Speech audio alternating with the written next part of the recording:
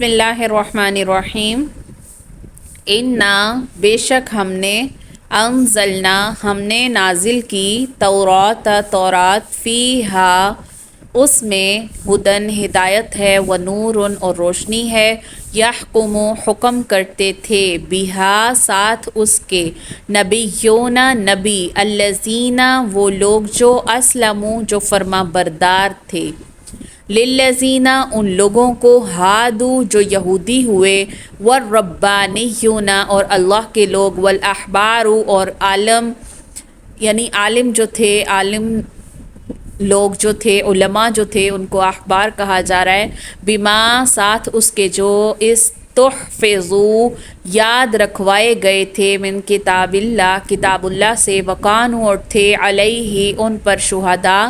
گواہ، فلا تخشوا الناس پس مت ڈرو لوگوں سے، وخشونی اور ڈرو مجھ سے، ولا تشتروا اور نہ تم بدلے مول لو، بآیاتی میری آیات کے، ثمناً قلیلا تھوڑی رقم، ومن لم اور جو کوئی لم نہیں، یحکم حکم کرے، بما ساتھ اس کے جو انزلہ نازل کیا اللہ نے، فاولئک تو یہی لوگ ہم الکافرون کون ہیں؟ کافر لوگ ہیں۔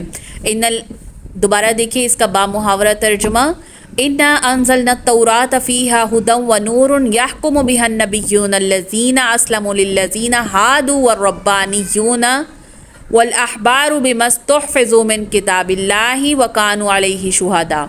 ہم نے تورات نازل فرمائی جس میں ہدایت اور نور ہے، یہودیوں میں اسی تورات کے ساتھ اللہ کے ماننے والے انبیاء علیہ السلام اور اہل اللہ اور علماء فیصلہ کرتے تھے، کیونکہ انہیں اللہ کی اس کتاب کی حفاظت کا حکم دیا گیا تھا، وَقَانُوا عَلَيْهِ شُهَدَاءَ اور وہ کیا تھے؟ اس پر گواہ تھے۔ فلا تخشوا الناس واخشونی ولا تشتروا بآیاتی ثمنا قلیلا، اور اب تمہیں چاہیے کہ لوگوں سے نہ ڈرو بلکہ صرف میرا ڈر رکھو اور میری آیات کو تھوڑے سے مول میں نہ بیچو، تھوڑی سی رقم میں نہ بیچو، ومن لم یحکم بما انزل اللہ فاولئک هم الکافرون، کیا ہے کہ جو اللہ کی طرف سے اتاری ہوئی وحی کے ساتھ فیصلے نہ کرے وہ کیا ہیں؟ پورے اور پختہ کافر ہیں۔ اولئک هم الکافرون، یہی لوگ کون ہیں؟ کافر ہیں۔ تو دیکھیے اس کا مطلب یہ نکلتا ہے کہ یہودی مذہب کوئی الہامی مذہب نہیں تھا اور نہ ہی کتاب اللہ میں انہیں یہودی بننے کو کہا گیا تھا، بلکہ اس سے مراد وہ لوگ ہیں جنہوں نے اپنے عقائد اور اعمال میں بہت کچھ شامل کر لیا تھا اور اپنے آپ کو یہودی کہلواتے تھے۔ تو اللہ نے جو کتاب تورات نازل کی تھی وہ ایک ایسا دستور عمل تھا جس کے مطابق تمام مسلمان یعنی جو فرما بردار انبیاء تھے وہ خود بھی عمل پیرا ہوتے تھے، اور ان یہودیوں کے جو آپس کے تنازعات جھگڑے ہوتے تھے اس کے فیصلے بھی اسی کتاب اللہ کے مطابق کیا کرتے تھے۔ اور کیا وجہ تھی فیصلے اس کے مطابق کیوں کرتے تھے؟ کیونکہ اللہ تعالیٰ نے کتاب اللہ کی حفاظت کا کام انہی لوگوں کے سپورٹ کیا تھا۔ اب یہ حفاظت دو طرح سے، کتاب اللہ کی حفاظت دو طرح سے، ایک علمی طور پر، ایک عملی طور پر۔ علمی حفاظت تو یہ تھی کہ نہ تو تورات کے الفاظ میں رد و بدل یا اس میں ترمیم اور نہ اس میں کوئی تنسیخ کی جائے، اور نہ ہی آیات کو غلط مفہوم اس کا جانا جائے، غلط مفہوم بیان کیا جائے۔ اور عملی یہ تھی عملی حفاظت کہ اس پر ٹھیک عمل کیا جائے، اسی کے مطابق فیصلے کیے جائیں، اور اس میں معنوی تحریف بھی نہ کی جائے، لفظی تحریف بھی نہ کی جائے۔ مگر بعد میں جو خلاف تھے علماء اور ان کے یعنی تورات کے ماننے والے جو عالم تھے، وہ جو اس کے خلاف تھے وہ کیا کرتے تھے؟ بعض آیات کو چھپاتے تھے اور کتاب اللہ کے بعض آیات میں اضافہ کرتے تھے اور خود سے اس کا مفہوم بیان کرتے تھے، اور اللہ کا حکم جو کتاب اللہ کا حکم تھا اسے پس پشت ڈال دیتے تھے۔ تو یہاں ظاہراً تو یہودیوں سے خطاب کیا جا رہا ہے، لیکن اس آیت کا جو مضمون ہے، یہ جو حکم ہے، یہ تمام لوگوں کے ساتھ ہے۔ اس میں یہود و نصارہ کے ساتھ مسلمان بھی شامل ہیں۔ بتایا کیا جا رہا ہے کہ کتاب اللہ کے مطابق فیصلہ نہ کرنا یہ کافروں کا کام تو ہو سکتا ہے، مسلمانوں کا نہیں ہو سکتا۔ یعنی کوئی بھی حکم، کوئی بھی حد جو اللہ تعالیٰ نے قرآن میں ظاہر کر دی، واضح کر دی، شریعت کے احکامات لاگو کر دیے، میراث کی اتنی تقسیم ہے اور زنا کی یہ سزا ہے اور چوری کا یہ سزا ہے، ہم ساری پڑھ کر آئے، تو اب اگر ہم کتاب اللہ کے مطابق فیصلہ نہیں کرتے تو یہ کیا ہے؟ یہ کافروں کا کام ہے، یہ مسلمانوں کا کام تو یہ ہے کہ وہ اللہ کی کتاب پر عمل کریں۔ وَكَتَبْنَا، اور لکھا ہم نے، علیہم ان پر، فیہا اس میں، انا یہ کہ النفس بالنفس، جان کے بدلے جان، کس میں لکھا ہم نے؟ تورات میں یہ حکم لکھ دیا کہ جان کے بدلے میں جان ہے، والعین بالعین، آنکھ کے بدلے آنکھ، آنکھ کوئی پھوڑ دے تو اس کے بدلے میں آنکھ پھوڑی جائے، والانف بالانف، ناک کے بدلے ناک، والاذن بالاذن، کان کے بدلے کان، کسی نے کان کاٹ دیا بدلے میں کاٹا جائے، والسن بالسن، دانت کے بدلے دانت، ایک دانت توڑا ہے ایک دانت توڑا جائے، والجروح قصاص، اور جروح کہتے ہیں زخموں کو، جرح سے ہے چوٹ لگنا، زخم آنا، جروح اس کی جمع، زخموں کا بدلہ کیا ہے؟ قصاص، یہی بدلہ ہے۔ فمن، پھر جو کوئی، تصدقہ،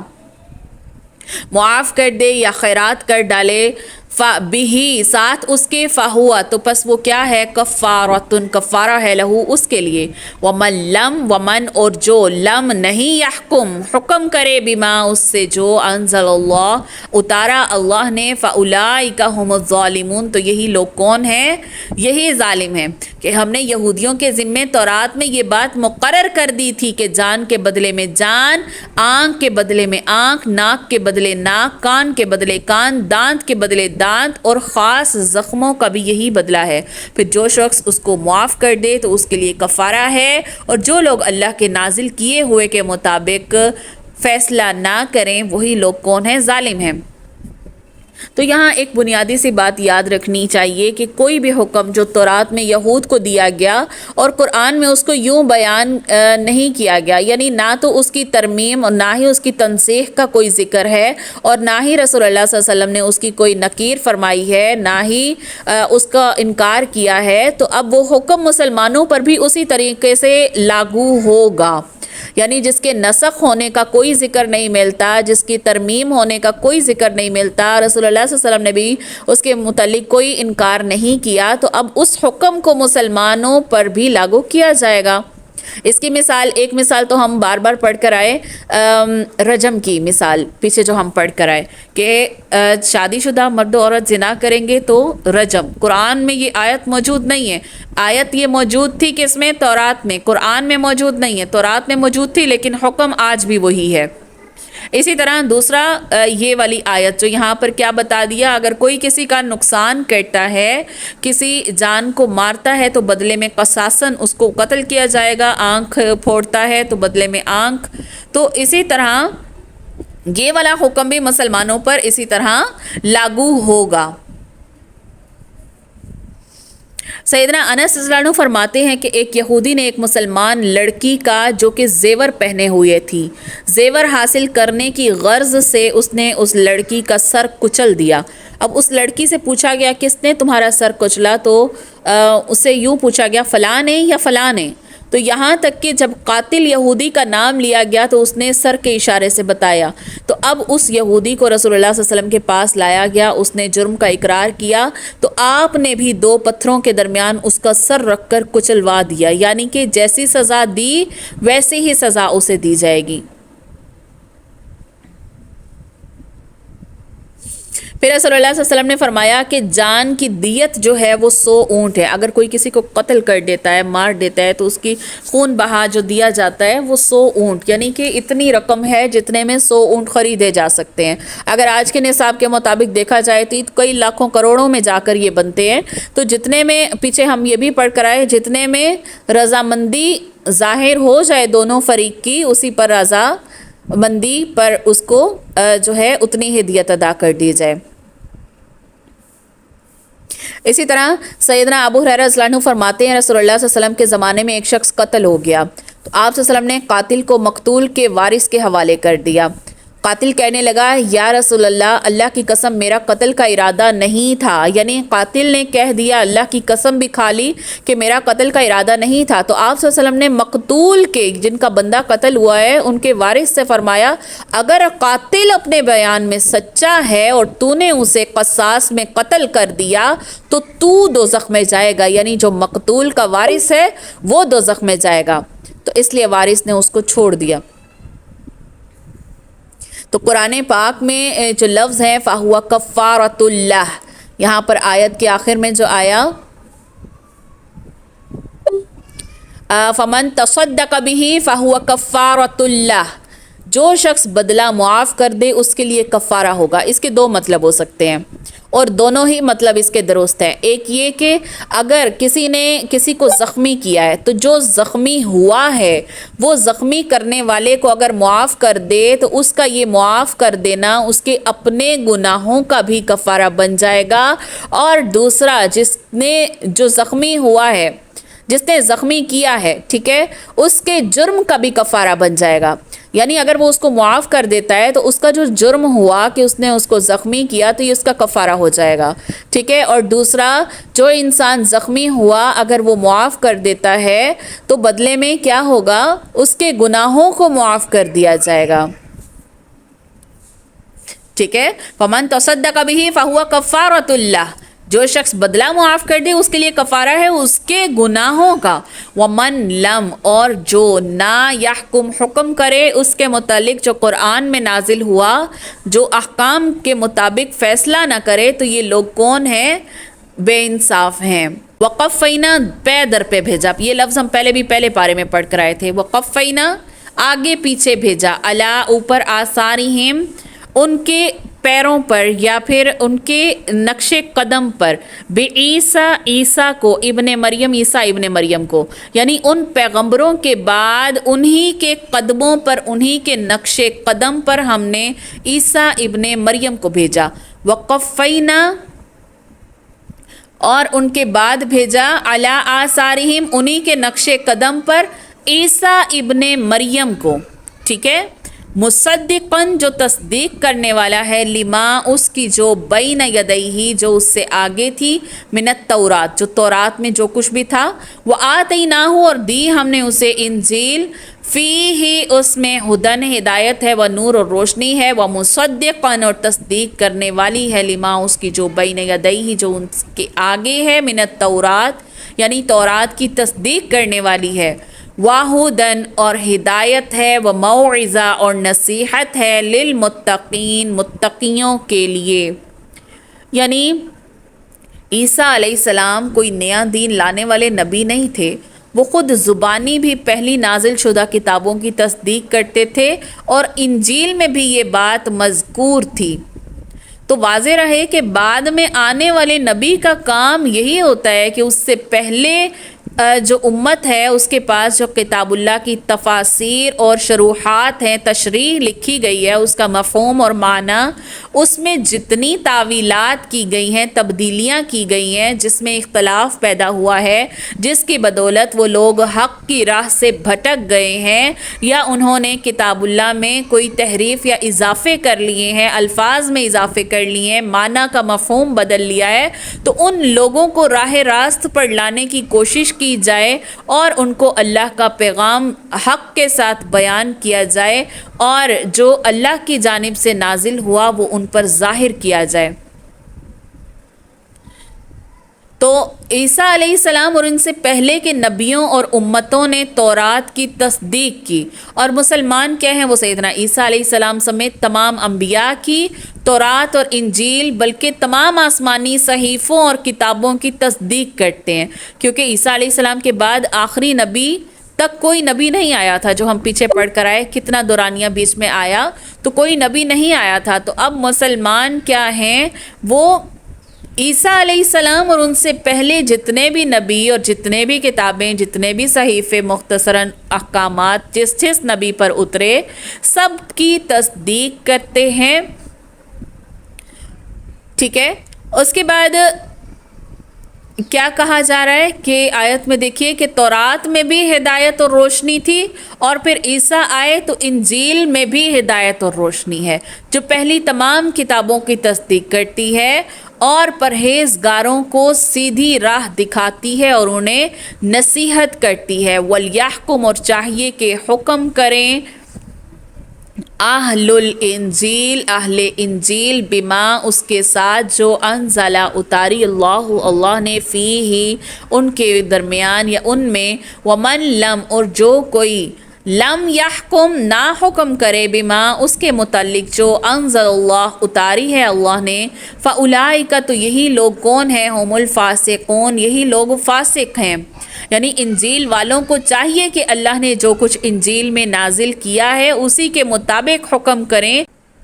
اللہ تعالیٰ کی طرف سے نازل شدہ احکامات کے مطابق فیصلہ نہ کرنے والے کون ہو گئے؟ کافر ہو گئے۔ پیچھے جو ہم پڑھ کر آئے، پیچھے بتایا تھا کہ وہ کافر ہے، اس آیت میں ظلم کی روح سے بتایا جا رہا ہے کہ وہ لوگ فاسق ہیں۔ اگرچہ یہاں پر یہود و نصارہ سے خطاب کیا جا رہا ہے، لیکن یہ حکم جو ہے وہ مسلمانوں کو بھی یہ شامل ہے۔ تو یعنی ان تینوں آیات میں جو مختلف درجات بیان ہوئے کہ جو کیا ہے، اللہ کی احکامات کے مطابق فیصلہ نہیں کرتا، نازل شدہ احکامات کے مطابق فیصلہ نہیں کرتا، تو آیت نمبر 44 میں ہم نے پڑھا تھا کہ وہ کافر ہیں، پھر 45 میں پڑھا تھا کہ وہ کیا ہیں، فاسق ہیں، اور اب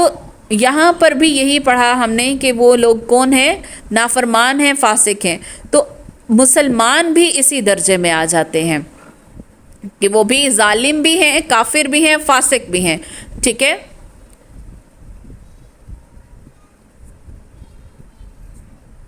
وَأَنزَلْنَا إِلَيْكَ الْكِتَابَ بِالْحَقِّ، اچھا پچھلی آیت میں ہے کہ جو اس کے مطابق حکم نہ کریں، یعنی ان احکامات کی پابندی نہ کریں جو اللہ نے نازل کیے، تو اس کی مثال یہاں پر یہ بھی آ سکتی ہے جو رجم کی آیات انہوں نے چھپائی تھی۔ تو انہوں نے کیا کفر کیا تھا؟ قصاص میں یہودی قبائل ایک دوسرے پر برتری لے جاتے تھے۔ کس طرح؟ مدینے میں یہودیوں کے 3 قبائل تھے جو ہم پیچھے بھی پڑھ کر آئے، بنو قینقاع، بنو نذیر، بنو قریظہ۔ ان میں جو بنو نذیر اور بنو قریظہ تھی، ان کی آپس میں لڑائی چلتی رہتی تھی۔ تو بنی نذیر جو تھے وہ طاقتور اور مالدار تھے، اور بنو قریظہ ان کی نسبت کیا تھے؟ کمزور تھے۔ اس کی وجہ سے ان کے درمیان رسم یہ چلی تھی کہ اگر بنو قریظہ کے ہاتھوں بنو نذیر کا کوئی آدمی قتل ہو جاتا تو اس کے بدلے وہ بنو نذیر بنو قریظہ سے دگنا دیت وصول کرتے، جبکہ خود اس سے آدھی دیتے تھے۔ اس طرح وہ تورات کے 2 حکموں کی خلاف ورزی کرتے، ایک یہ کہ تورات میں قصاص کا قانون تو تھا لیکن دیت کا نہیں تھا، دوسرا بنو نذیر کے خون کی دیت بنو قریظہ کے خون کی دیت سے دگنی تھی۔ تو ایک دفعہ بنو نذیر کا ایک آدمی جو امیر لوگ تھے، یعنی اچھے ان کا رہن سہن تھا، ان کا ایک آدمی بنو قریظہ کے کسی آدمی کے ہاتھوں قتل ہو گیا، انہوں نے دگنی دیت کا مطالبہ کیا۔ تو اب بنو قریظہ نے جواب دیا کہ اب وہ وقت گیا جب تم ہم سے دگنی دیت وصول کرتے تھے، اب ہم یہ مقدمہ رسول اللہ صلی اللہ علیہ وسلم کی عدالت میں پیش کریں گے۔ حالانکہ یہود نبی کو جھوٹا کہنے کے باوجود یقین یہی رکھتے تھے کہ رسول اللہ صلی اللہ علیہ وسلم انصاف کے ساتھ فیصلہ کریں گے۔ تو پھر آپ صلی اللہ علیہ وسلم نے ان میں دیت کا برابر حکم جو تھا وہ لاگو فرما دیا۔ یہ جو پیچھے آیت گزری ہے، آیت نمبر 45، اسی میں یہ تشریح آئے گی، ٹھیک ہے۔ پھر یہاں پر جو میں نے آپ کو مزید وضاحت کی تھی، فَهُوَ كَفَّارَةُ اللَّهِ، تو وہ اس کے بعد، ٹھیک ہے۔ تو یہ وضاحت اسی آیت میں ہی گزرے گی کہ قصاص میں ایک دوسرے پر برتری والا معاملہ جو تھا وہ بھی ان میں پایا جاتا تھا۔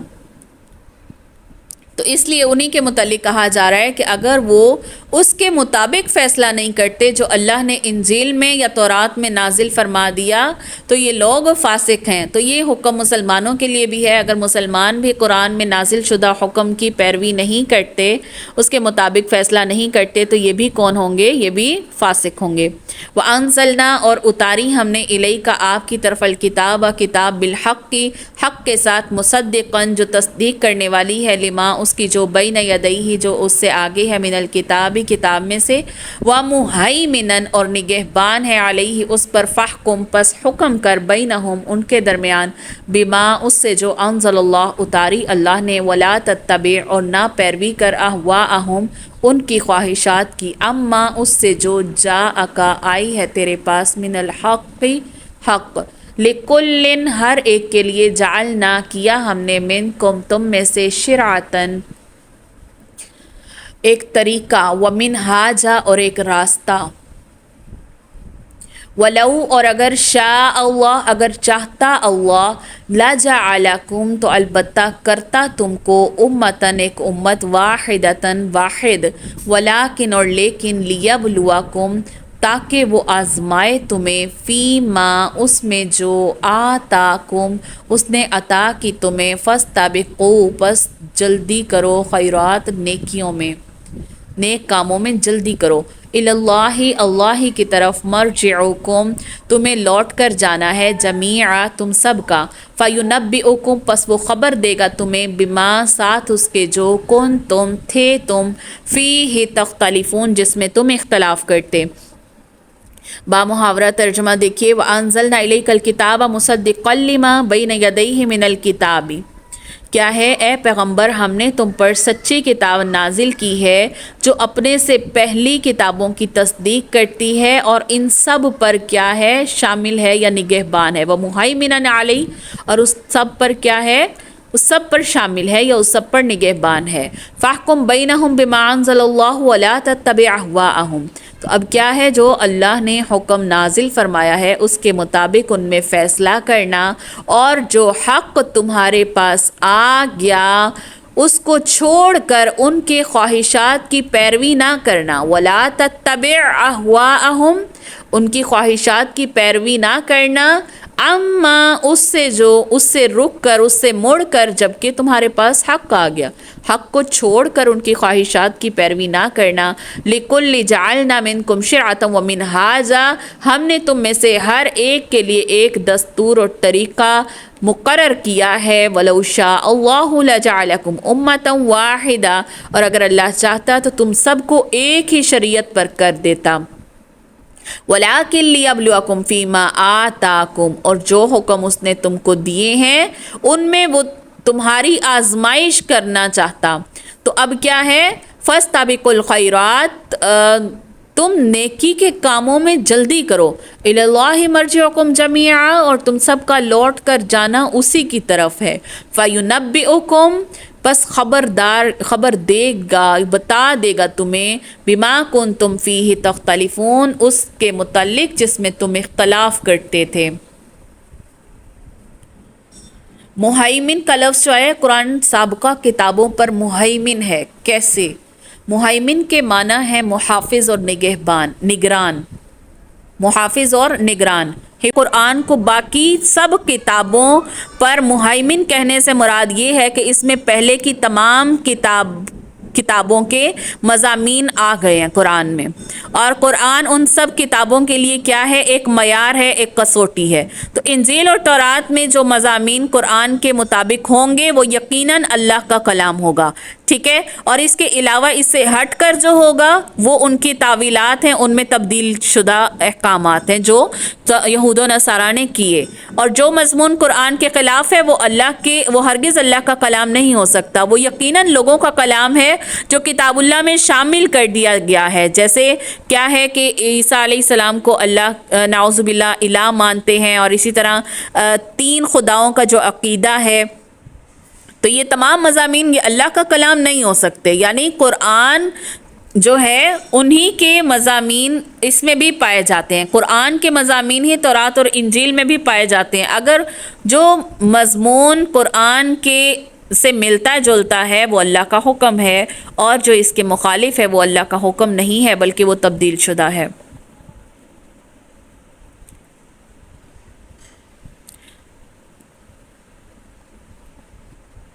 پھر تمام انبیاء اور ان کی امتوں کا دین کیا تھا؟ وہ ایک ہی تھا، لیکن شریعت الگ الگ تھی۔ تو دین سے مراد بنیادی عقائد اور نظریات ہیں، ٹھیک ہے؟ مثلاً صرف اللہ کو خالق اور مالک ماننا، اللہ ہی کو رازق سمجھنا، اس کے ساتھ کسی کو شریک نہ بنانا، صرف اس اکیلے کی عبادت کرنا، اللہ اور اس کے رسولوں کی پوری طرح اطاعت کرنا، اور آخرت کے دن پر اور جزا و سزا پر ایمان لانا،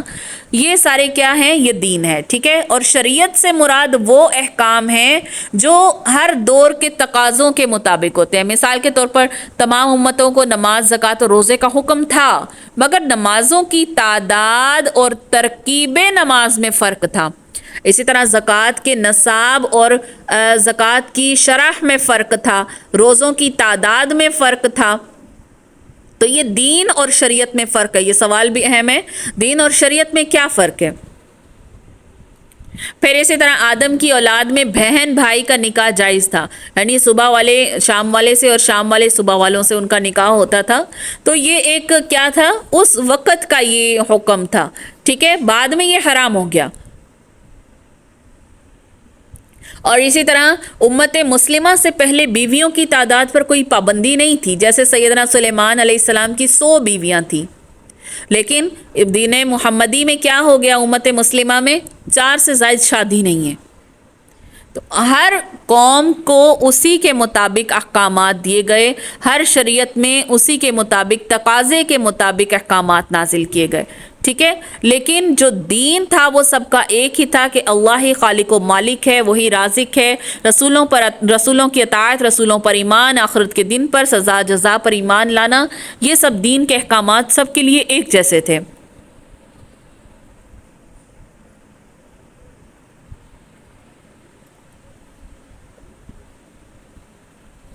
پھر اس کے بعد آخر میں جو فرمایا وَلَوْ شَاءَ اللَّهُ لَجَعَلَكُمْ أُمَّةً وَاحِدَةً، اور اگر اللہ چاہتا تو تم سب کو ایک ہی شریعت پر کر دیتا، لیکن کیا ہے؟ مگر جو حکم اس نے تمہیں دیے ہیں وہ اس میں تمہاری آزمائش کرنا چاہتا تھا، اس لیے ایسا نہیں ہوا۔ تو اب کیا ہے؟ تمہیں جو حکم ملا، تمہیں جو شریعت کا حکم ملا، اس میں دوڑو، اس میں جلدی کرو، بھلائی کی طرف دوڑنے میں جلدی کرو۔ إِلَى اللَّهِ مَرْجِعُكُمْ جَمِيعًا فَيُنَبِّئُكُمْ بِمَا كُنْتُمْ فِيهِ تَخْتَلِفُونَ۔ اب یہاں پر جو وہ اختلاف کرتے ہیں تو اللہ ہی کی طرف تمہارا لوٹنا ہے، وہ تمہیں فیصلہ کر دے گا۔ تو فرقہ پرستوں کے اختلافات ان کی اپنی ہٹ دھرمی اور باہمی ضد کی وجہ سے اس دنیا میں ختم نہیں ہو سکتے، اسی لیے کیا فرما دیا کہ اللہ تعالیٰ خود تمہیں قیامت کے دن جمع کر کے تمہیں بتا دے گا ان تمام جھگڑوں کے متعلق جس میں تم کیا کرتے تھے؟ اختلاف کرتے تھے۔ وَأَنِحْكُمْ، اور انحکم، یہ کہ حکم کر بینہم، درمیان ان کے، بما، اس سے جو انزلا اتارا اللہ نے، ولا تتبع، اور نہ پیروی کر، اہواءہم، ان کے خواہشات کی، واحذرہم، اور بچتا رہے ان سے، ان یفتنوک، کہ وہ بہکائیں تمہیں، عن بعض سے، ما انزل اللہ، جو کہ اتاری اللہ نے، الیک، آپ کی طرف، فَإِن تولوا، پھر اگر وہ پھر جائیں، فَاعْلَمْ، تو جان لو، انما، یہ کہ نہیں، یرید اللہ، ارادہ کرتا اللہ، ان یصیبہم، کہ وہ پہنچائے ان کو سزا، ببعض ذنوبہم، بعض ان کے گناہوں کی، وَإِنَّ كَثِيرًا، اور بے شک، کثیرن، بہت سے، من الناس، لوگوں میں، لفاسقون، کون ہے؟ البتہ فاسق ہیں، آفا حکم الجاہلیتی، پس کیا حکم، کیا پس حکم جاہلیتی، جاہلیت کا، یبغون، وہ چاہتے ہیں، ومن احسن، اور کون زیادہ بہتر ہے، من اللہ، اللہ سے، حکمن، حکم میں، لقوم، اس قوم کے لیے، یوقنون، جو یقین کرتے ہیں۔ تو پچھلی آیت کا بامحاورہ ترجمہ دیکھیے، اور پھر تاکید کرتے ہیں کہ جو حکم اللہ نے نازل فرمایا ہے اس کے مطابق ان میں فیصلہ کرنا، ان کے خواہشات کی پیروی نہ کرنا، ان سے بچتے رہنا کہ یہ کسی حکم سے جو اللہ نے تم پر نازل فرمایا ہے یہ کہیں تمہیں بہکا نہ دے۔ یفتنوک عن بعض ما انزل اللہ الیک، کہ یہ تمہیں بہکا نہ دیں بعض حکم سے جو اللہ نے تم پر نازل فرمایا۔ فَإِن تَوَلَّوْا فَاعْلَمْ أَنَّمَا يُرِيدُ اللَّهُ، پھر اگر یہ نہ مانے تو جان لو کہ اللہ چاہتا ہے، ان یصیبہم ببعض ذنوبہم، کہ ان کے بعض گناہوں کے سبب ان پر مصیبت نازل کر دے، ان یصیبہم، کہ مصیبت نازل کر دے ان پر، ببعض ذنوبہم، ان کے بعض گناہوں کے سبب، وَإِنَّ كَثِيرًا مِّنَ النَّاسِ لَفَاسِقُونَ اور اکثر لوگ تو کیا ہیں ان میں نافرمان ہیں. أَفَحُكْمُ الْجَاهِلِيَّةِ يَبْغُونَ کیا یہ زمانہ جاہلیت کے حکم کے خواہش مند ہے؟ کیا وہ والا حکم چاہتے ہیں؟ فَمَنْ أَحْسَنُ مِنَ اللَّهِ حُكْمًا لِقَوْمٍ يُوقِنُونَ اور جو یقین رکھتے ہیں ان کے لیے اللہ سے اچھا حکم کس کا ہو سکتا ہے. پچھلے آیت کی وضاحت دیکھیے. یہود کے آپس میں کسی مسئلے میں جو ہے وہ لڑائی کی صورت پیدا ہو گئی تو ایک فریق میں ان کے بڑے بڑے علماء اور مشائخ شامل تھے. یہ لوگ آپ صلی اللہ علیہ وسلم کی خدمت میں حاضر ہو کر کہنے لگے آپ ہماری اس لڑائی کا فیصلہ کر دیں. پھر اگر آپ فیصلہ ہمارے حق میں کر دیں گے تو ہم خود بھی اور اکثر یہود بھی آپ پر ایمان لے آئیں گے کیونکہ یہود کی اکثریت جو ہے وہ ہمارے زیر اثر ہے. تو رسول اللہ صلی اللہ علیہ وسلم نے ان سے رشوتی اسلام کو قبول نہ کیا، ان کی خواہشات کی پیروی سے صاف انکار کر دیا. تو اسی دوران یہ آیات نازل ہوئی تھی. تو اللہ تعالیٰ نے اس دوران یہ آیت اس لیے نازل فرمائی کہ کسی فرد کا بھی اسلام لانا آپ صلی اللہ علیہ وسلم کو انتہائی محبوب تھا، وہ چاہتے تھے. تو اب یہاں پر منع کیا جا رہا ہے یہود کی اکثریت کے ایمان لانے کی توقع بھی ہے تو آپ صلی اللہ علیہ وسلم کہیں ان کی بات ماننے کی طرف مائل نہ ہو جائیں. یعنی ایک ساتھ بہت بڑے فائدے یہاں پر حاصل ہو رہے ہیں. تو اس لیے آیات نازل ہوئیں کہ ایک بہت بڑے فائدے کے حصول کی خاطر ان کی بات مان لیں، جس سے ہمیں یہ سبق کیا مل رہا ہے کہ حق پرستی کی خاطر اگر ہمیں کسی بہت بڑے فائدے سے دستبردار بھی ہونا پڑے تو ہمیں دریغ نہیں کرنا چاہیے. ہمیں ایسی قیمت قبول نہیں کرنی چاہیے کہ ہمارا دین ہمیں بہت زیادہ فائدہ نظر آ رہا ہے اور ایک اچھا ہمارا کیا ہو رہا ہے، ایک ڈیلنگ ہو رہی ہے تو ہمیں چاہیے کہ ہم اس کو چھوڑ دیں، اللہ کے حکم کی پیروی کریں. اور اگلی آیت میں کیا بتایا؟ اور پھر یہ لوگ جاہلیت کا کیا یہ لوگ جاہلیت کا فیصلہ چاہتے ہیں؟ یعنی جاہلیت کا لفظ اسلام کے مقابلے میں بولا جاتا ہے، یا اسلام یا جاہلیت. تو اسلام تو روشنی کا دین ہے جبکہ جاہلیت میں اندھیرے ہی اندھیرے ہیں. تو اسلام تو ایسی روشنی ہے، ایسا علم ہے جو دنیاوی زندگی کے ہر پہلو میں رہنمائی کرتا ہے اور کیا کرتا ہے، آخرت کی زندگی کے نجات کی راہیں بھی دکھاتا ہے. جبکہ جاہلیت کیا ہے، اس دنیا میں بھی انسان کو پریشان کیے رکھتی ہے اور آخرت میں بھی دردناک عذاب سے دوچار کرے گی. تو اسلام سے پہلے کے دور کو دور جاہلیت اسی لیے کہا جاتا ہے، ان کے مختلف رسم و رواج کی وجہ سے. اس وقت کیا تھا، ہر انسان دوسرے انسان کے خون کا پیاسا تھا اور انسان کی زندگی کیا تھی، ایک دوسرے سے اس قدر تکلیف میں تھی، کوئی کسی کی جان کسی سے محفوظ نہیں تھی، یعنی کہ بے انصافی تھی ہر طرف. تو آج کے دور میں بھی اگر دوہرے جاہلیت کا اطلاق ہو سکتا ہے تو وہی کہا جا رہا ہے کہ کیا وہ یہ چاہتے ہیں کہ زمانہ جاہلیت کا حکم ان پر بھی لاگو ہو جائے. ٹھیک ہے، تو اللہ سے بہتر کون ہے جو ان میں بہترین فیصلہ کر دے.